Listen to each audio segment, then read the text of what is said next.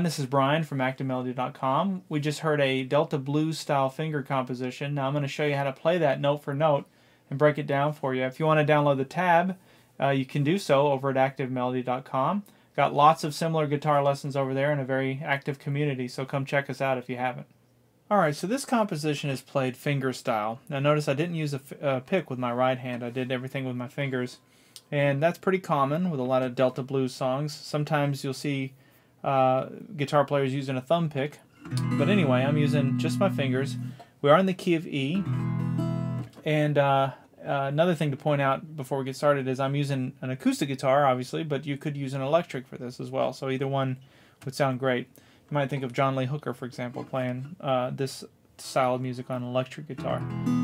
But anyway, the way this thing starts is like this. That's kind of the first run. Now the challenge is not going to be with the left hand. The left hand, the part in this is actually pretty simple. It's the right hand that's going to give you a fits, I guess. But the way that I'm starting with my left hand, I'm taking my pointer finger and I'm sliding up to the 3rd fret, 2nd string. Then I'm taking my middle finger and sliding up to the 4th fret, 3rd string. So those are the 2 strings that I'm fretting, even though I'm playing those top 3 strings. So I'm taking these 3 fingers and I'm reaching in and I'm grabbing those 3 strings.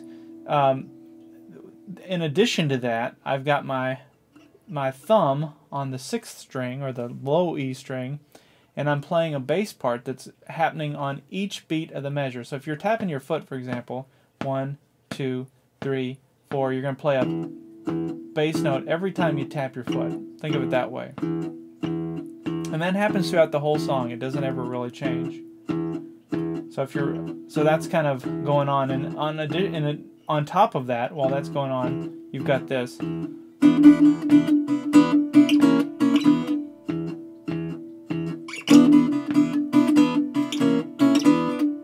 Okay? So, when I'm doing that, when I'm doing the little, I'm just kind of put my fingers, these 3 fingers, kind of into the strings so that they're touching them so you can feel them, and I'm just pulling them. Just like that. And with the left hand, I'm just going from this position, sliding down both of those down 1 fret, and then back into position. So very easy with the left hand. Okay? So that happens. Now, before I go on, you may want to just practice doing that at a very slow tempo. Don't try and do this thing. There is no tempo. I'm kind of making this thing up, but if you want to do this really slow, I think that's very smart in the beginning. Just don't try and be fast. Try and be accurate. So, and start with the bass part. Just get that down to that. That just feels good. And then start layering in. And don't go any farther than that. Just keep doing it over and over again until you start to get some comfort there. And then, okay, so then the second part of that E is I come down and go.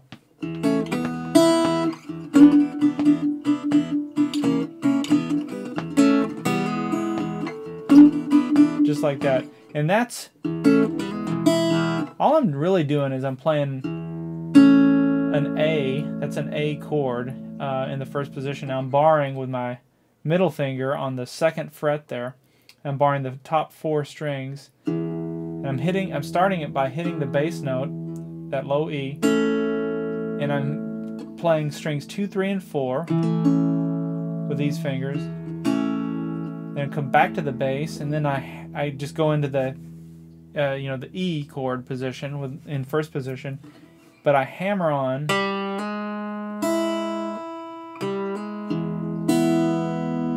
And what I'm hammering on is my pointer finger. So just think of making an E chord in first position, and then hammer on to that 3rd string, 1st fret. So low note, high note. I just kind of grabbed a couple of them. So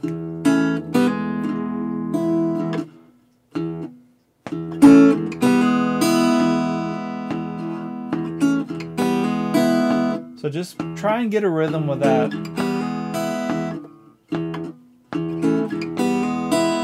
You could almost make a song out of that.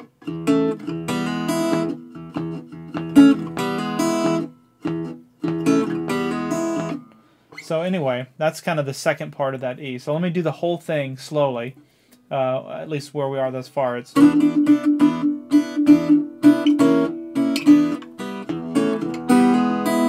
you repeat it.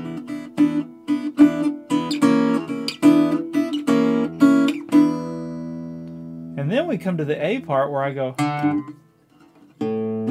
So I start it with.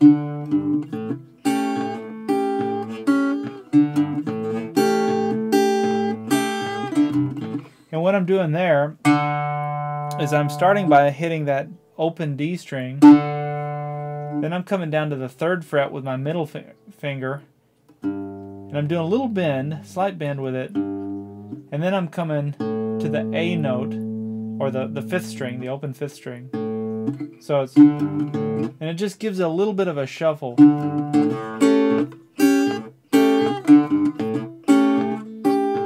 Okay, so after you hit that low A, what I'm doing is I'm barring that the first 4 strings, but then I'm taking my ring finger and I'm putting it on the 3rd fret 1st string to make an A 7th chord, really.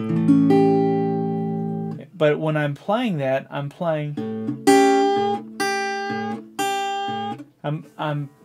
pushing that note slightly sharp, so just to give it a little bit of twang. If you play it straight, it sounds kind of soulless. I don't know. There's something to, forcing that note a little sharp. Now, one thing that's very interesting to point out is notice the rhythm here. Even though, again, if we're tapping our foot, the bass note is happening on the 1, 2, 3, 4, so it's happening on each beat of the measure. But this note is happening on the beats in between those beats, so you're kind of doing a call and response thing where you're going.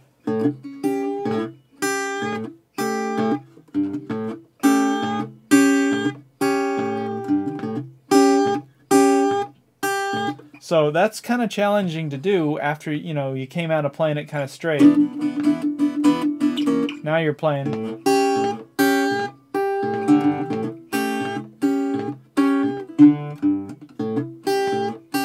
Okay, but anyway, I hope that makes sense. I'm having a hard time articulating it, but you're playing this note on the and beat, or the 1 and 2 and 3 and 4.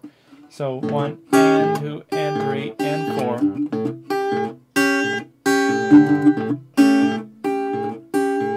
Okay, and then we return back to the E chord.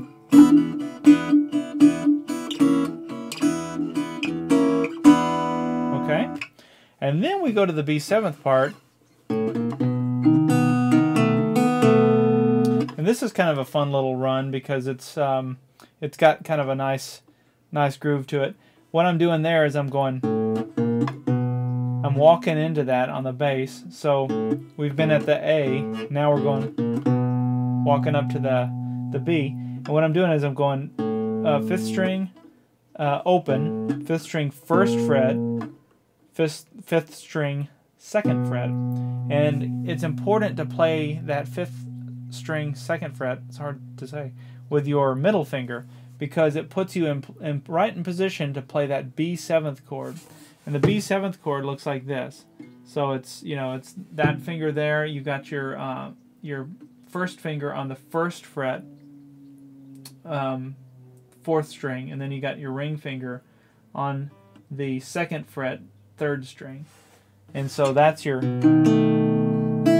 B7th chord. Now, what's going on there? Obviously, that bass part just continues doing what it does. It's just playing each beat in the measure. But slowly, if I play this slowly, you'll see what's happening.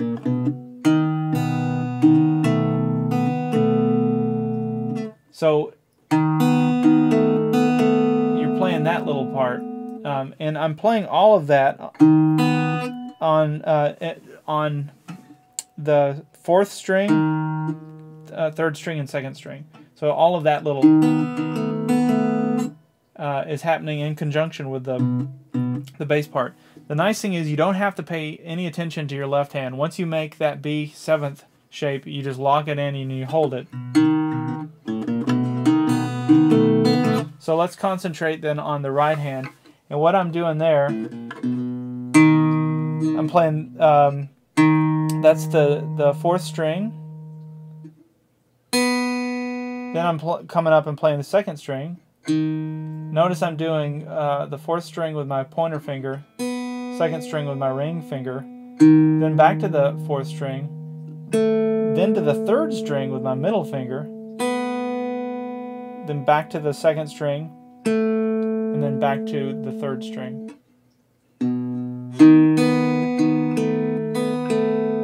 Now do that with the bass part.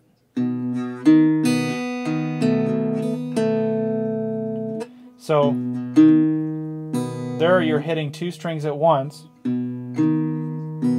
You're hitting the second string and the fifth string.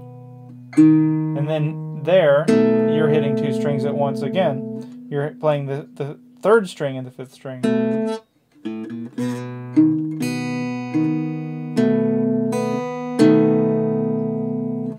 Here it is really slow.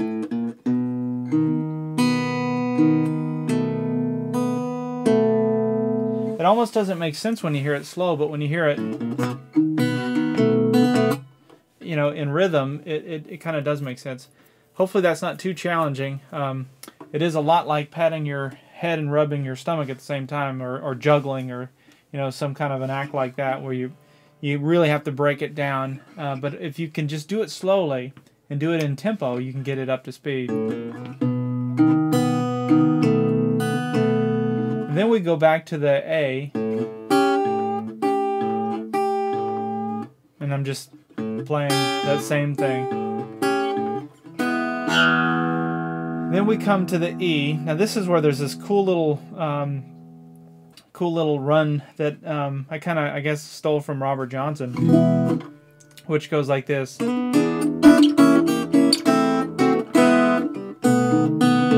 Now this little it sounds harder than it is. Really what's happening is I'm making the D7th shape. So if you've learned a D7th in first position, which looks like this, so you learn a D, right? And then you learn a D7th, which is like this. I'm taking that same shape and I'm sliding it up so that these two fingers, so my ring finger and my middle finger, are on the 4th fret.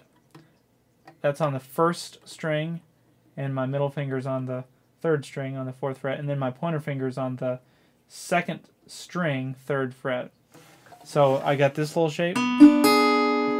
But when you do that in conjunction with that low E string, you get this kind of a cool sound. It's really an E7th, but what gives it that character is when you go. And what I'm doing there is when I'm holding that D7th shape, I'm releasing my ring finger to give it that. Notice I just slid everything down, slid everything down again, and then you go back to the E. So check it out.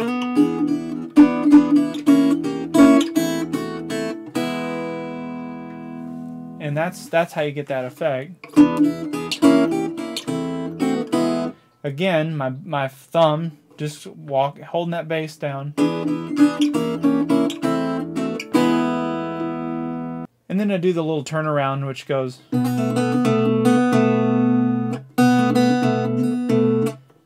It's just the B7th shape here with the left hand, nothing to pay attention to there. And with the right hand, it's that played in conjunction with the bass. So if the bass is going, it's like this.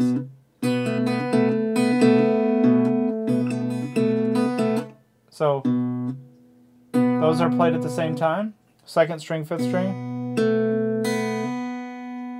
3rd string, 5th string. 3rd string, 5th string. You can see those are happening at the same time, so it's. you're back to the where you started. So that's all of the parts. Hopefully I didn't rush through any of that too much. If I did, just I guess watch the video again and keep practicing it. You'll get it. This is one of those things that you may want to do with a metronome.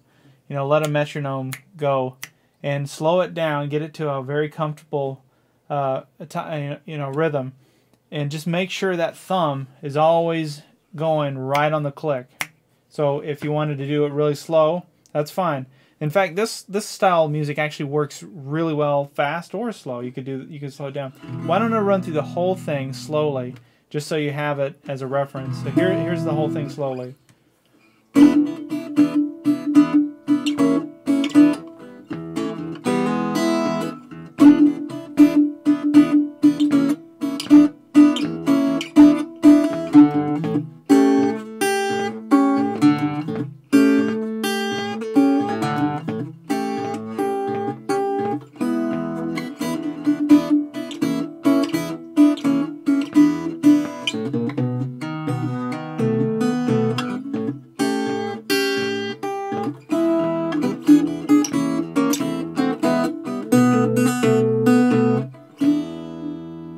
And there you go. Hope you have fun with that one.